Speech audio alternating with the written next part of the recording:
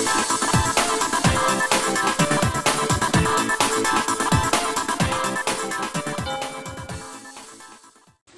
है आप सभी का हमारे चैनल एसबी टेक में। आज हम इसमें सीखने वाले हैं कि किस प्रकार से हम इमेज को इंसर्ट करते हैं अपने वेब डॉक्यूमेंट में। इमेज को इंसर्ट करने के बाद उसमें लगने वाले एट्रीब्यूट के बारे में भी बताएंगे, लेकिन उससे पहले हम आपसे रिक्वेस्ट करना चाहते हैं कि अगर आप हमारे चैनल को अभी तक सब्सक्राइब नहीं किए हैं तो प्लीज़ सब्सक्राइब कर लीजिए, बेल आइकन को प्रेस कर दीजिए और पूरा वीडियो देखने के बाद अगर आपको वीडियो अच्छा लगता है तो लास्ट में एक बार लाइक ज़रूर प्रेस कर दीजिए। तो जब हम वीडियो को आगे स्टार्ट करते हैं तो चलते अपने नोटपैड पर, जहाँ पे हम थोड़ी सी कोड को लिखे हैं। जो हमारा स्ट्रक्चर होता है कोडिंग का इस प्रकार से है, जो कि हम ऑलरेडी यहाँ पे लिख दिए हैं। ठीक है, तो आज हम इसमें इमेज को इंसर्ट करने वाले हैं। कैसे इंसर्ट करते हैं उसके लिए IMG टैग होता है, IMG। ठीक है, IMG टैग होता है। इस प्रकार से इसके द्वारा हम इमेज को इंसर्ट कर पाते हैं। तो उसको इंसर्ट करने से पहले इसके बारे में कुछ जान लेते हैं, ये कि किस प्रकार से इमेज को इंसर्ट किया जाता है। और इस इमेज टैग वेब पेज में इमेज इंसर्ट करता है, या हमें जानना बहुत ज़रूरी है कि इमेज वेब पेज फाइल का टेक्निकल पार्ट नहीं होता है। ठीक है, ये टेक्निकल पार्ट नहीं होता है, ये अलग अलग फाइल होते हैं जो वेब पेज में इंसर्ट किए गए होते हैं। इस प्रकार से एक सिंपल वेब पेज एक इमेज के साथ वास्तव में दो फाइल होते हैं। जब HTML फाइल डिस्प्ले होती है, ब्राउज़र यह इमेज फाइल को रिक्वेस्ट करती है और जहाँ टैग दिखाई पड़ता है वहाँ वेब पेज पर प्लेस कर देता है। इस प्रकार से इमेज टैग वर्क करता है। ठीक है, यहाँ पे आगे आपको SRC एट्रीब्यूट मिलेगा। SRC एट्रीब्यूट जो होता है वह इमेज फाइल के पैथ का इंफॉर्मेशन प्रोवाइड करता है। ठीक है, तो यहाँ पे ऑलरेडी हम IMG टैग लिख चुके हैं। फिर यहाँ पे हम लिख देते हैं SRC, जैसा कि अभी हम बताएं।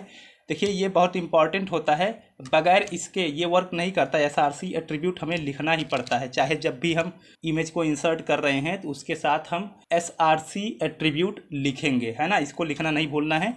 और SRC एट्रीब्यूट क्या करता है कि इमेज के पैथ को निर्धारित करता है, इमेज के पैथ को पढ़ करके इमेज को दिखाने का काम करता है। ठीक है, तो पहले हम इमेज को इंसर्ट करने के लिए इमेज का एड्रेस जान लेते हैं। पहले हम ये जानेंगे, इमेज को इंसर्ट करने के लिए दो प्रकार से हम URL को लिख सकते हैं। एक होता है एब्सोल्यूट URL और एक होता है रिलेटिव URL। इन दोनों के बारे में जानेंगे क्या है, किस प्रकार से वर्क करता है। ठीक है, पहले तो हम इंसर्ट करते हैं इमेज को। चलिए, हम इमेज को इंसर्ट करने के लिए कंप्यूटर में जो इमेज दिया गया है उसी को यूज करते हैं। यहाँ कंप्यूटर पे आते हैं और हम पिक्चर को ओपन करते हैं, सिंपल पिक्चर। यहाँ पे हम डिज़र्ट जो दिया गया है, नहीं कोला, ये कोला का यूज करते हैं ना, थोड़ा अच्छा दिख रहा है। तो इस पर क्लिक करने के बाद यहाँ एड्रेस बार पर क्लिक करके हम Ctrl+C प्रेस करके इसके एड्रेस को कॉपी कर लेते हैं और यहाँ नोटपैड में यहाँ पे SRC में हम पेस्ट कर देते हैं। ये देखिए, इसका आ गया ना। और इसका नाम लिख देते हैं इमेज का नाम कोला है। यहाँ से हम कोला के नाम को भी कॉपी कर लेते हैं। हम चाहते हैं कि कॉपी ही करके लिखे, है ना। Ctrl+C से हमने कॉपी कर लिया और इसको ले आके यहाँ पे पेस्ट कर दिया। पहले स्लैश लगाते हैं और पेस्ट कर देते हैं। ठीक है, इस प्रकार से पेस्ट करने के बाद हम .jpg लगाने वाले हैं। ठीक है, .jpg, और इसके बाद हम इसको देखिए क्लोज कर देते हैं। यहाँ से ऐसे एंगुलर ब्रैकेट को हम लगा देते हैं। अब इसके बाद हम देखते हैं क्या इमेज आएगी, है ना। ये ऑलरेडी पेज सेव है इमेज नाम से, यहाँ पे ये इमेज सेव है। इसको हम ओपन करते हैं ब्राउजर में। अब देखते हैं कि ये कैसा दिखाई पड़ रहा है। देखिए, एकदम वास्तव में ऐसा दिखाई पड़ रहा है ना, इमेज जो है। अब यहाँ पे आप देख रहे होंगे कि इसकी साइज़ जो है बहुत बड़ी आ गई है। पूरे पेज में लगभग पूरा पेज भरा हुआ दिखाई पड़ रहा है, साइड में थोड़ा सा जगह छूटा हुआ है। तो जो इमेज की एक्चुअल साइज़ है वो हमारे वेब पेज में आ जाती है। तो इसकी एक्चुअल साइज़ को भी हम सेट कर पाते हैं कुछ एट्रीब्यूट का यूज करके। उस एट्रीब्यूट के बारे में भी जानेंगे। ठीक है, पहले तो हमें जो एब्सोल्यूट और रिलेटिव URL के बारे में जानना था भी ना।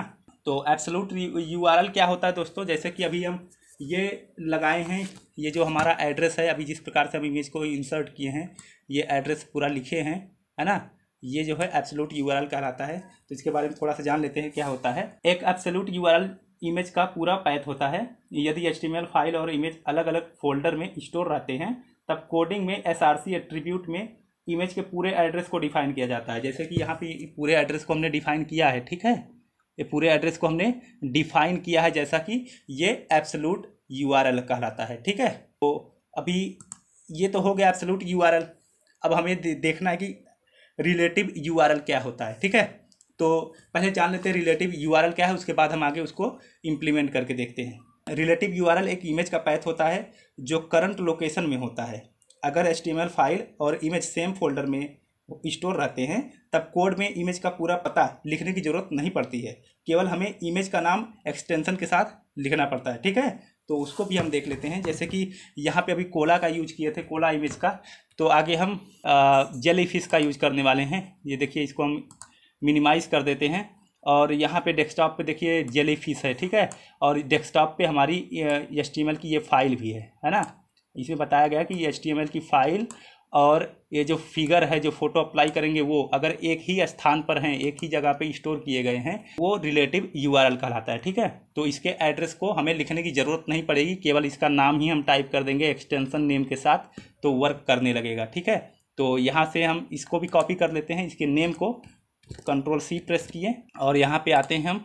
अब देखिए, ये पूरा हमें डिलीट कर देना, इसकी कोई ज़रूरत नहीं हमें। ये पूरा हम .jpg रहने देते हैं, एक्सटेंशन नेम क्योंकि हमें लिखना पड़ता है। ठीक है, तो Ctrl+V से हमने प्रेस कर दिया। देखिए एकदम छोटा सा हम कर दिए, है ना, ये एक्सटेंशन नेम के साथ में हम लिख दिए। अब ये देखिए इमेज जो है जेलीफिश का आ जाएगा, ये रिलेटिव यूआरएल कहलाता है। ठीक है, अब इसको हम सेव करके देखते हैं। सेव हम कर दिए Ctrl+S से। अब इसको ओपन करके देखते हैं ब्राउज़र में क्या चलता है। ये देखिए जेलीफिश वहाँ पे आ गया। ठीक है, कोला का फिगर हट गया, अब यहाँ पे जेलीफिश का आ गया। लेकिन इसमें फ़ायदा ये है कि ये जो हमें पूरा एड्रेस लिखना होता है, छोटा सा लिखना है, केवल नाम लिखना है और एक्सटेंशन नेम लिखना है। उस तरह से होता था कि हमें पूरा सा, अगर हम कॉपी पेस्ट ना करें तो बड़ा सा एड्रेस लिखना पड़ता है, जगह भी बहुत लेता है ना। ये था एब्सोल्यूट और रिलेटिव यूआरएल के बारे में। अब हम इसमें इमेज जो होता है, ये जैसे इमेज काफ़ी बड़ा आपको दिखाई पड़ रहा है, इसके इमेज को सेट करना है, इसकी हाइट और विड्थ को सेट करना है, तो उसके लिए हम हाइट और विड्थ एट्रीब्यूट का यूज करते हैं, है ना। पहले तो हाइट और विड्थ को सेट करने के बाद इसके अलाइनमेंट को सीखेंगे, अलाइन एट्रीब्यूट का यूज करके, और भी आगे इसमें कुछ एट्रीब्यूट्स है उसके बारे में सीखेंगे। ठीक है, पहले इसके हाइट और विड्थ को हम सेट कर देते हैं कि किस प्रकार से इसकी हाइट और विड्थ होने वाली है। ठीक है, यहाँ पे एट्रीब्यूट लिखेंगे हाइट, HEIGHT। ठीक है, सॉरी, हाइट, और उसके बाद इसकी कुछ वैल्यू दी जाती है। वैल्यू हम यहाँ पे 150 देने वाले हैं कि थोड़ा बड़ा इमेज दिखाई पड़े। पिक्सल में ये होता है, जो भी नंबर हम टाइप करते हैं इसमें वैल्यू इसकी पिक्सल में ली जाती है।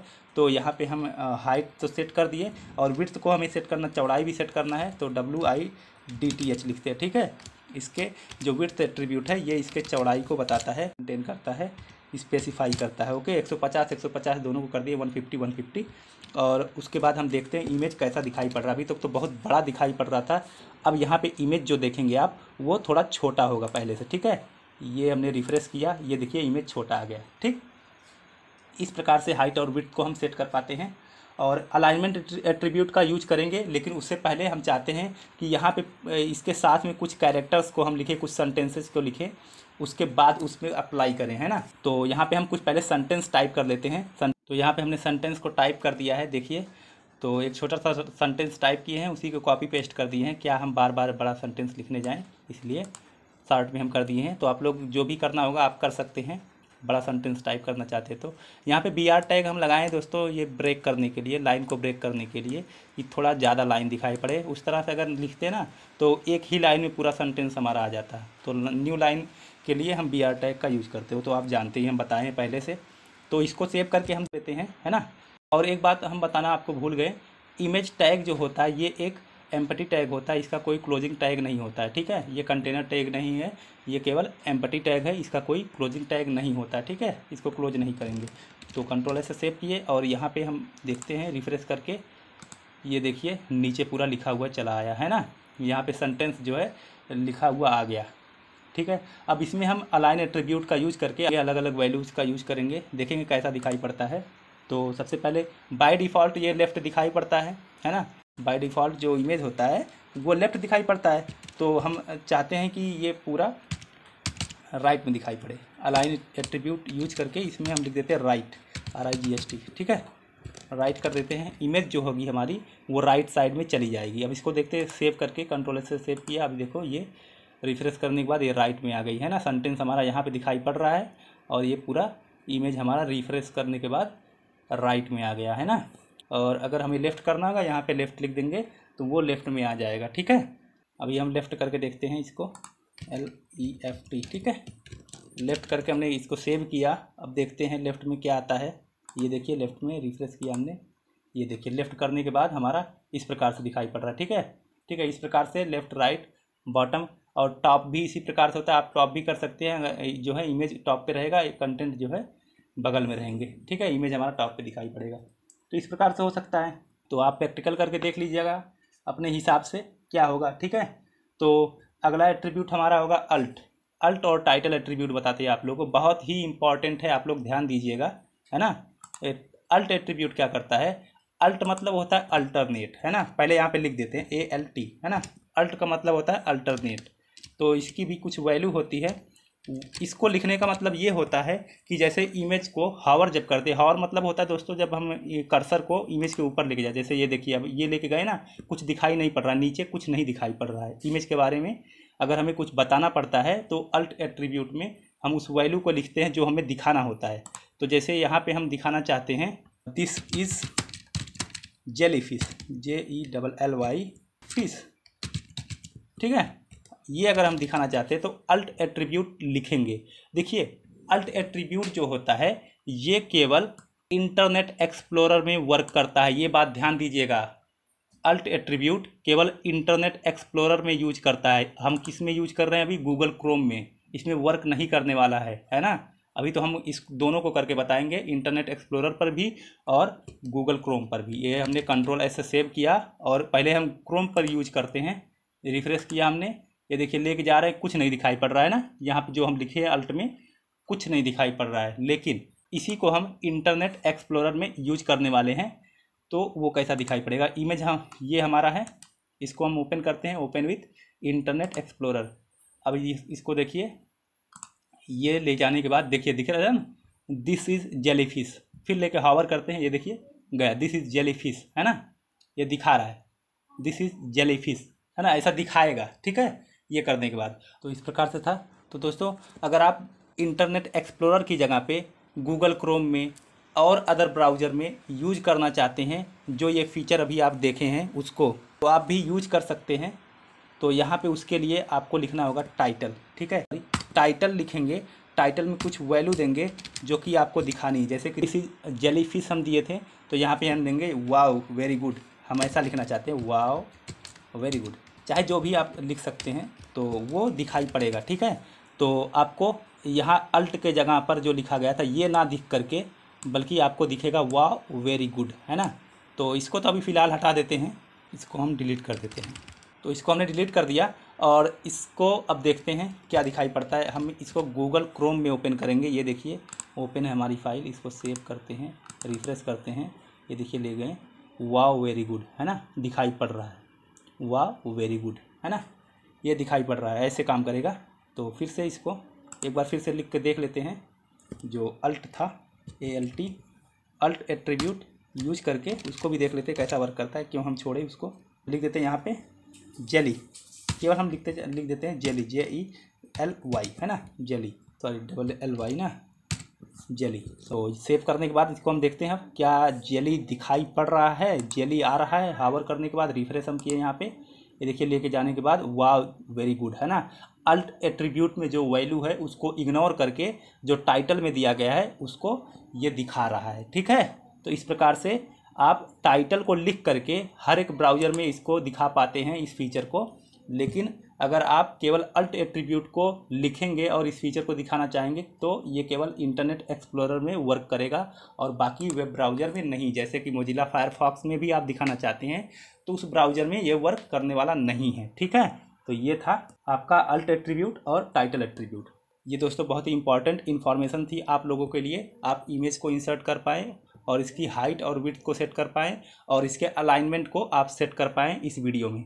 तो वीडियो आपको अच्छी लगे लाइक प्रेस कर दीजिए, और अगर आप हमें इंस्टाग्राम, ट्विटर और फेसबुक पर फॉलो करना चाहते हैं तो आप फेसबुक के लिए @svtech7 सर्च करें और ट्विटर के लिए आप हमें @svtech7 सर्च करें, मतलब फेसबुक और ट्विटर दोनों के लिए सेम सर्च करें। और अगर हमें आप इंस्टाग्राम पे फॉलो करना चाहते हैं तो आप @svtech50 सर्च करें, ठीक है, 50 सर्च करें तो आप हमें एक्सेस कर पाएंगे, ठीक है। वीडियो को देखने के लिए आपका बहुत बहुत धन्यवाद। हम आगे वीडियो में देखेंगे कि और एट्रीब्यूट का यूज कैसे किया जाता है इसमें, जैसे कि इमेज को कैसे हम लिंक बनाते हैं और उसमें कैसे हम और पेजेस को जोड़ते हैं और इमेजेस को जोड़ते हैं, ये सब वगैरह वगैरह हम सीखने वाले हैं, ठीक है। और जल्द ही हम वीडियो को अपलोड करने वाले हैं। तब तक के लिए धन्यवाद।